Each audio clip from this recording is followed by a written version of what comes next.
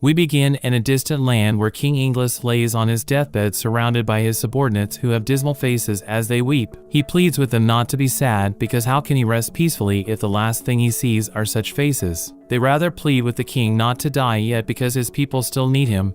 The monarch has surrendered to his fate and closes his eyes, leading the rest to the next generation. Just before he takes his last breath, Inglis is visited by the goddess Alicia for the last time. She thanks him for all his hard work up until his death and praises him for the way he served the people. The king acknowledges that it was because of the blessing she bestowed on him all those years ago that made it possible for him to build the kingdom within his reign. He defeated numerous demons and evil gods and became to be known as the Hero King because of his honorable heart. The goddess wants to reward him for his sacrifice and great achievements. The king thinks he's not worthy, but she feels differently and promises to grant him any wish to the best of her ability. Inglis thinks for a moment and wishes to be reborn again. His whole life has been dedicated solely to this country and its people. He has no regrets, but he wants to see how powerful he would be if he dedicated his whole life to mastering the blade. Alicia promised to grant his wish as the place starts to glow and the king's life finally ends. She looks forward to seeing him again reborn in the far future. The king wakes up reincarnated as a baby.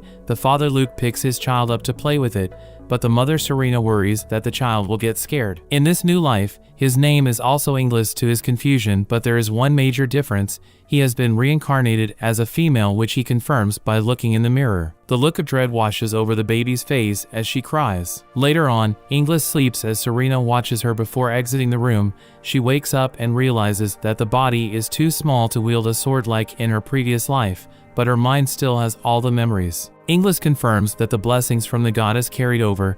She can feel the presence of the ether within the body. In this world, ether is the origin of all things, so this energy permeates through everything. The ability to manipulate it is the same as being able to bend the world to one's will. It's the power of the deities. In her previous life, she only learned the basic use of ether, but in this body, she can even use it to float. But she's a bit worried that she can't feel the actual presence of the goddess. Her little display is interrupted when a guard sounds an alert that a magicite beast has appeared in the city, so everyone must take shelter in the castle. Her mother rushes into the room to evacuate her daughter, only to find her floating, but Inglis drops back into her court fast enough for her to doubt what she saw. The crying distracts her. Serena comforts the kid, assuring her that Luke and the others will dispatch of the magicite beast in no time. Inglis has a look of excitement after hearing the name of the creature that has attacked.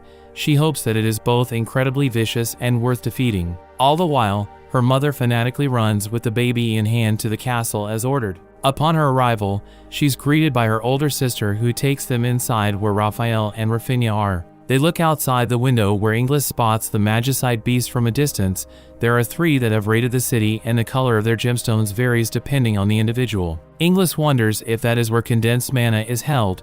As she stares at the monster intensely, she's happy that the world has become dangerous, which is convenient for her. She cries frustrated that she can't test her skills yet, but her mother thinks that she's scared of the magicite beast as it is her first time seeing them. Raphael also expresses his frustration while watching the other knights fight because he has already received a rune. The runes are necessary to handle the weapons used to fight against magicite beasts. Every knight has it engraved on their bodies. Inglis notices that nothing of the sort existed in her previous life as her mom's hand also glows. Raphael's mother alerts him that his rune is a special class. That means he is the chosen one, as it's only given to those who can support the hope of the people of the world. This means they can't afford to lose him there.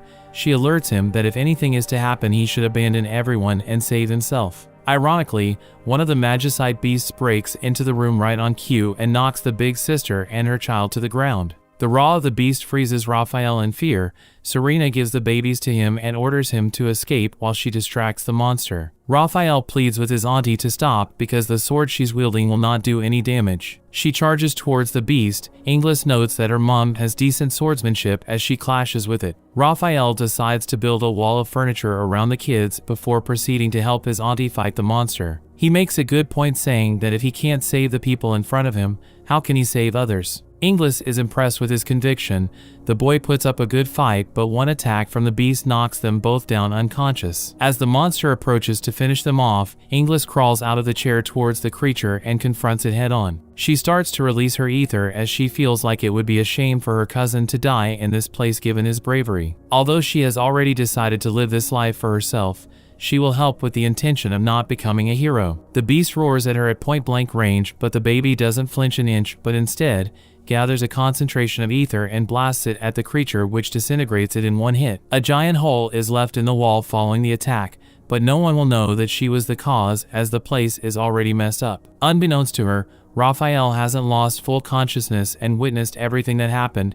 He expresses his relief that they are safe before finally passing out. She watches on, hoping that when he wakes up, he'll think it was just a dream or an illusion. Shortly after, Inglis also starts to feel drowsy because she expended too much power for such a small body. She wakes up to her parents discussing the incident, and Raphael has been given the credit for saving them. Luckily, the city was not badly damaged during the raid either. Luke feels like they need to improve the city's defense in case such an attack happens again. Inglis overhears her father pointing out that a more powerful monster called Prismer also lurks around, and it is capable of destroying a whole country by itself. This gets the baby excited, and as she dozes off again, she promises to follow the footsteps of Hulk and smash Prismer down one day. A couple of years have passed since that incident, and Inglis is now 5 years old. She admires how cute she looks in the mirror and is sure that she'll grow up to be a beautiful woman in the future. Her aunt comes into the room and comments on how much she likes mirrors. The remark makes her a little shy. Serena adds that although she's intelligent and obedient,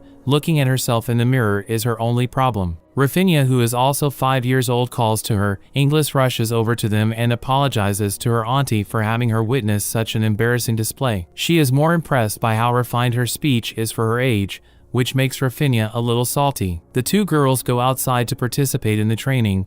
While the knights work hard on their techniques, Rafinha struggles to hold the wooden sword and falls while trying to swing it. Inglis runs over to see if she's fine and tries to encourage her to carry on going like the rest of the knights. Meanwhile, a teenage Raphael is impressing with his swordsmanship. He's expected to be the next landlord as his talents are outstanding. The young master easily disarms his sparring partner.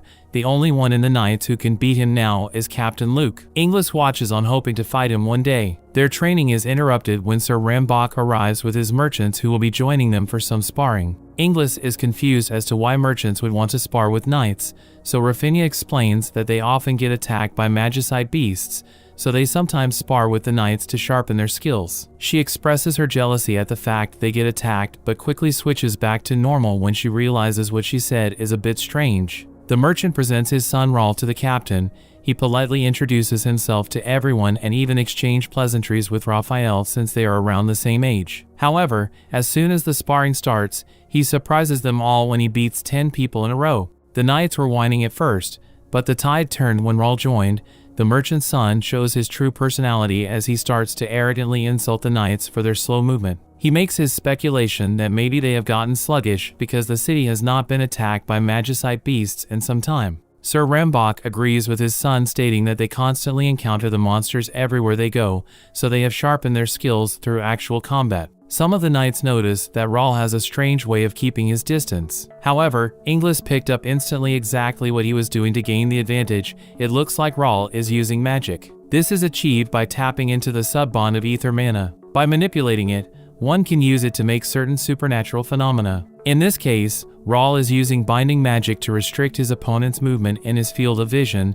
This slows down their movement, giving the illusion that he's better than he is. Inglis is surprised that no one has noticed this. She concludes that the people of this era have left behind their knowledge and sense of magic. During that interval, more knights fall to the blade of Raul. He knocks the practiced blade from someone's hand, and it comes flying towards Rafinha, who's unable to react. But Inglis comes in clutch and catches it with style before it hits her. Raphael rushes over to make sure that the girls are okay and thanks her for saving his younger sister. Raul interrupts with his bragging about how weak they are. Raphael decides to defend the honor of the knights and steps up to fight the merchant's son. Raul is happy that he gets to test his skills against a future holy knight and claims to want to have a fair fight, but Inglis gives him the "why are you lying" face. Before her big cousin steps into the arena, she advises him to avert his gaze from his opponent as much as possible. He finds the advice strange, but after an indirect explanation from her, he takes it on board. Raphael quickly gains the upper hand as Raul's magic is not having an impact on him because of Inglis's pointers.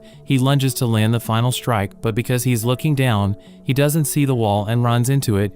This gives Raul the chance to end it with a blow to his back. The captain gives the W to the cheater. At this point, Inglis has had enough, so she steps up to avenge them all by politely asking Rawl to conclude the session by giving her some practice. But he looks down on her because she's a little girl and asks her to go play with dolls. She closes the distance between the two and threatens to expose his magic to everyone if he doesn't agree. Her father tries to dissuade her from going forward with it, but she blackmails him into allowing her to participate. The two square up to fight and Rolf tries to use his magic on her, but she dispels it with ether. As soon as she takes a swordsmanship stance, they know she means business. The girl keeps her eyes closed as she easily deflects all of Rawl's attacks with such grace and mastery that even her dad is shocked. She puts an end to the master class with a dodge and strikes his back. The knights start to cheer in amazement at what they have just witnessed while Rawl stays on the ground defeated. That brings the episode to an end.